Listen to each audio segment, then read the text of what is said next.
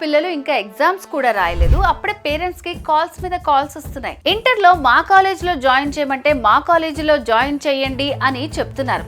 కానీ వారి ఫ్యూచర్ ని సెటిల్ చేసే బాధ్యత మాది. వారిని నాలెడ్జబుల్ పర్సన్స్ గా మారుస్తాం, సొసైటీలో ఒక మంచి పౌరుడిగా తీర్చిదిద్దుతాం. మీరు కట్టిన ప్రతి రూపాయికి మేము న్యాయం చేస్తాం, మీ పిల్లల భవిష్యత్తుకి భరోసా కల్పిస్తామని మాత్రం ఒక్కరు కూడా చెప్పరు. అవునా కాదా?